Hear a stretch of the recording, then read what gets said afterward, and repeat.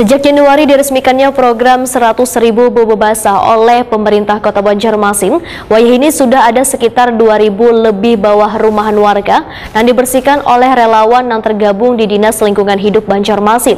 Hasil beberasi ratik di bawah rumahan warga yang dilakukan dalam beberapa bulan ini, paling banyak adalah tumpukan ratik plastik.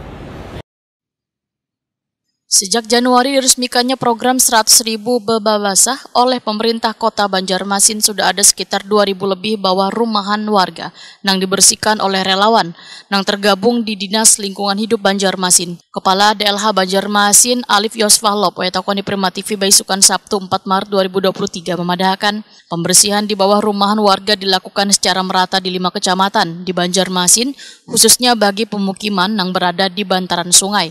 Alif Yosfahlop menyatakan akan lebih gencar lagi melaksanakan program bobo basah dengan target pencapaian 100.000 bebersih bawah rumah di Banjarmasin bisa terwujud di tahun 2023 ini. Menurut Alif Yosfahlop, sebagian besar rumah di Banjarmasin adalah rumah panggung yang di bawah rumahannya terdapat tumpukan ratik, terutama ratik plastik.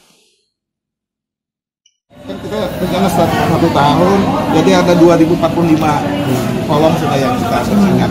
Jadi sampai 1 tahun insya Allah akan tercapai 100.000. Tapi setelah 1 tahun tercapai, kami berharap tidak berakhir, tapi terus lanjut itu bobo basah. Paling banyak di wilayah mana Pak yang dilakukan itu hampir merata. Oh, merata Pak. Karena tiap minggu kita sama-sama, tiap Jumat, Sabtu kita lakukan. Nanti ada laporannya. Salahnya di pinggir sungai aja. Bantaran sungai ya Pak? Di kolong-kolong. Oh, di kolong-kolong. Nanti kita acara kita tayangkan. Oke. Hasil laporannya. Selama ini daerah mana yang banyak sampahnya? Hampir merata. Harapannya dengan ini seperti apa mungkin Pak? Kami berharap nanti masyarakat kita sudah merubah kebiasaan kita. Biasanya kan masyarakat tradisional tuh di rumah kita di pinggir sungai pasti ada lubang di rumah untuk membuang sampah ke kolong gitu. Nah, jadi kebiasaan itulah yang kita hilangkan. Mudah-mudahan dengan adanya ini kebiasaan membuang sampah ke kolong rumah bisa dihilangkan. Berapa jenis sampah sendiri yang paling banyak diangkut tuh? Plastik, Pak. Plastik malah. Kebanyakan plastik karena sampah yang anorganik itu kan biasanya larut. Kalau dibuang ke bawah kolong larut, yang tersisa itu kan plastik. Itu yang banyak.